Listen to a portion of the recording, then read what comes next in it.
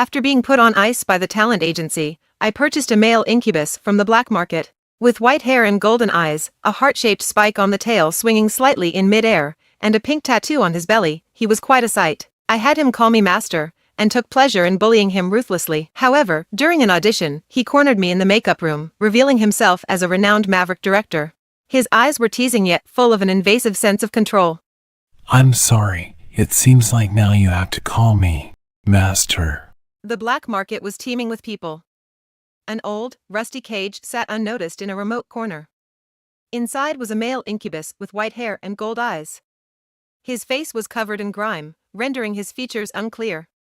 But his physique was impressive. I hadn't intended to buy, but as I passed by, his thin, long tail wrapped around my wrist. I looked over to him, finding myself drawn into his pleading eyes. Buy me. In a moment of folly, I paid all my savings. Damn, I muttered under my breath, taking the leash from the seller's hand. The other end was connected to a black leather collar around the man's neck. He was tall, yet he obediently bowed his head and stood behind me. I asked the seller for a large black cloak that I draped over him. It concealed his peculiar white hair, golden eyes, and elongated tail. Only then did I dare take him home. After all, transactions on the black market aren't the type of thing you broadcast. Once we got home, I told him to take a shower, cunningly handing him only a short towel. After the sound of falling water ceased, the man came out, his face flushed, with the towel I provided hooked around his waist. His face was clean, and I paused as I saw it. Only one thought crossed my mind: I struck gold. Yes, he was extremely handsome. All right, from now on, I declare. Spending money on men leads to a lifetime of adversity, but exceptions can be made for tall, handsome incubi, particularly those with well-toned abs. Also, he seemed very strong. I wiped a streak of drool from the corner of my mouth, my gaze landing on the light pink tattoo around his abdomen. According to the seller, the tattoo would darken in response to his lust. Now, it was almost invisible. Feeling my gaze, he sheepishly covered his tattoo, with the heart-shaped tip of his tail wagging nervously in the air. He seemed a bit ill at ease. I beckoned him with a curl of my finger. He obeyed well. What's your name?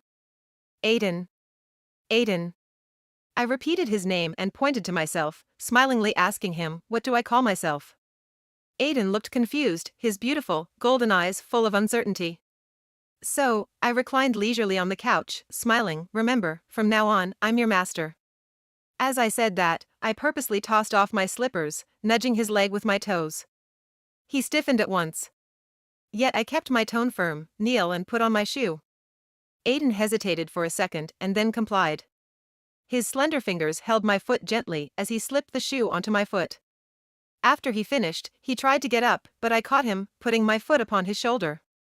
Did I tell you to stand? Aiden frowned, decidedly not pleased. Though the shaking of his tail seemed to suggest otherwise, making him look more like a canine, which was strangely endearing. Feeling quite pleased with how things were going, I reached for a slim, feminine cigarette but did not light it. Surprisingly, Aiden proved to be rather adept as he lit it for me, utilizing the lighter on the table. The blazing orange flame illuminated his broad palm. He lit the cigarette for me. I slowly exhaled a cloud of grayish smoke, slightly obscuring his face. I felt a thrill. I was an up-and-coming actress with a prosperous future ahead of me. Yet, since that incident when I unleashed my fury on a director who was trying to take advantage of me by shoving his head into a toilet bowl, I've been shut out by my agency. Work has been sparse and reality is harsh. All the resources that I've earned before have been acquired by a new rising star named Whitney. My mentality started getting worse and I have been venting out my frustrations by smashing pots, burning papers, and cooking ramen noodles. Now, anger's focused on this handsome incubus before me. The moment the smoke cleared, I violently threw him to the ground, getting up and sitting on his body, kissing his lips. Maliciously, I handed him the cigarette. Aiden choked subconsciously and pushed me away, coughing with reddened eyes, looking pitiful. Master. He called me. But I laughed very happily. The feeling of bullying him was more pleasant to me than destroying those vases and papers. Can't you smoke? I reached out to hold his chin. He glanced down, a smile I couldn't understand flashing rapidly in his eyes. Before I could react to what that smile meant, His words grabbed my attention. I can't, master. Will you teach me? The tone of his answer was clever, but his eyebrows slightly pick up a bit, as if provoking me. Interesting. I was smiling so much, my eyes creased. I put the cigarette in his mouth, saying, first inhale the smoke into your mouth, then hold it with your tongue against the upper jaw, as if normally breathing, and start exhaling when you feel an unstoppable cough. Aiden acted according to my instructions. His gaze was fixed on me throughout the process. As he was inhaling, his golden eyes squinted slightly, mysteriously with a hint of aggression. I subconsciously avoided his gaze and didn't dare to look him in the eye. But the next moment I reacted, angrily looking back.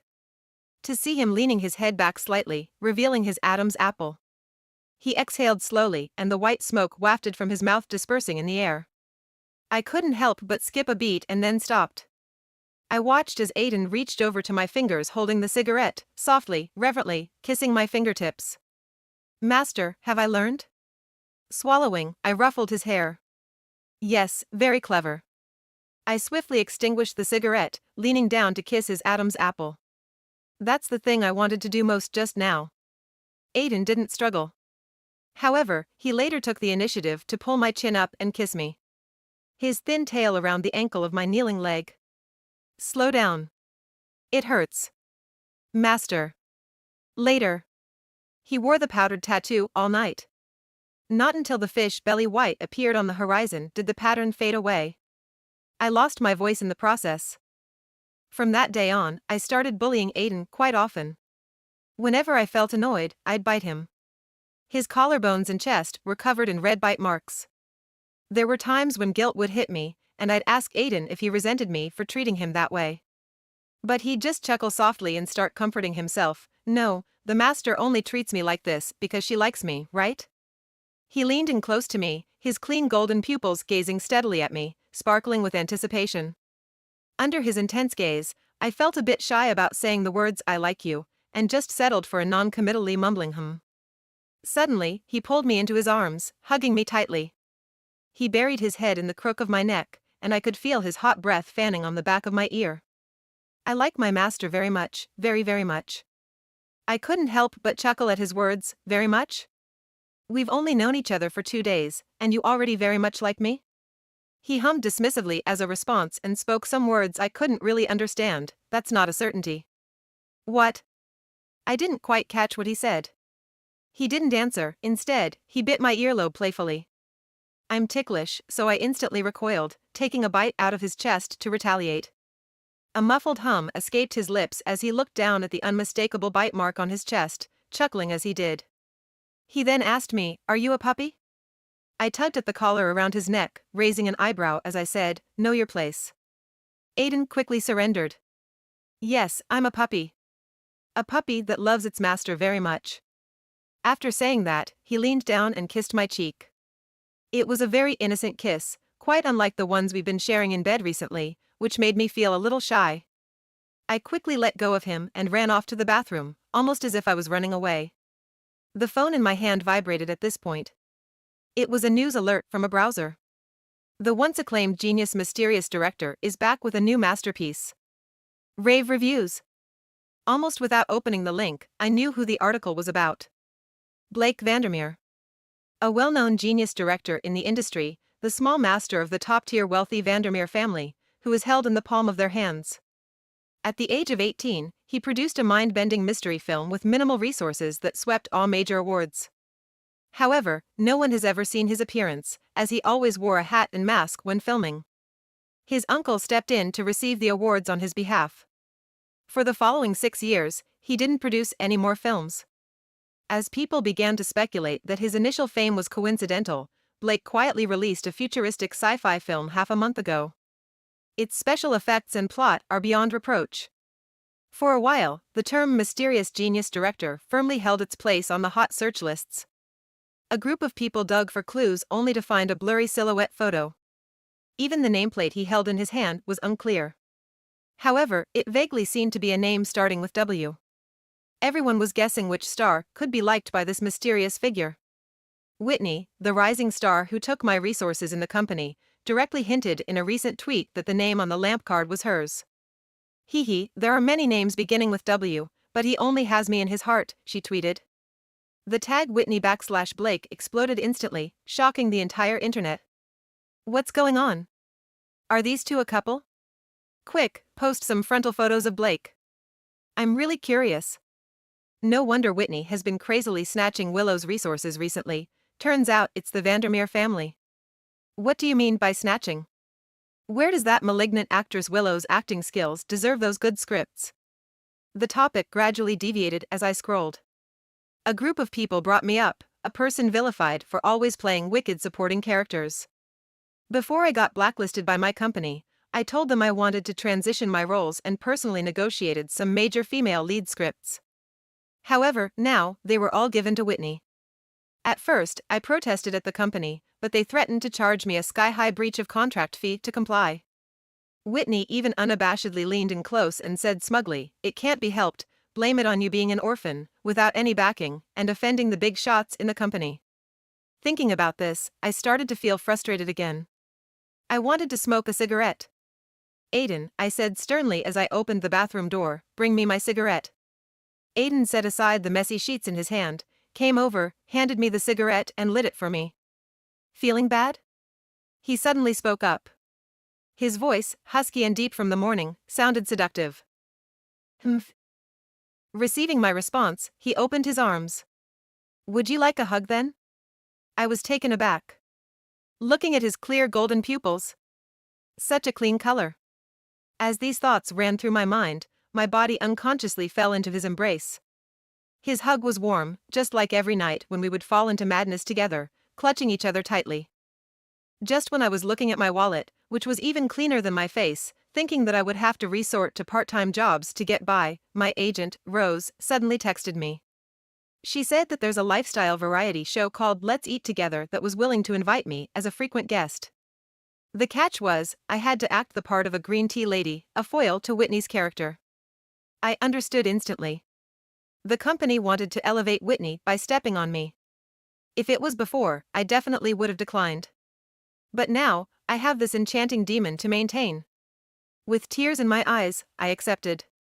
Before I left, I gave Aiden a harsh warning. I even threatened to brainwash him. "During the time that I'm out working, you must wait for me at home, got it? Do not go out, bad people out there will bully you." Aiden sat cross-legged in front of me, looked up at me obediently, pointed to the bite mark on his neck, "Like how you bullied me?" I coughed embarrassingly, even worse than that."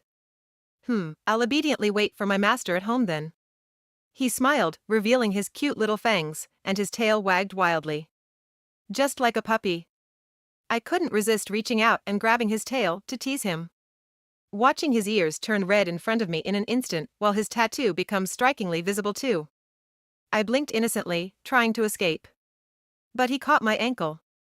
"We have a few more hours, why the rush, Master? Well, can we do this in front of the mirror? I want to see you." "Okay." Later on, when I stood up, I almost lost my balance.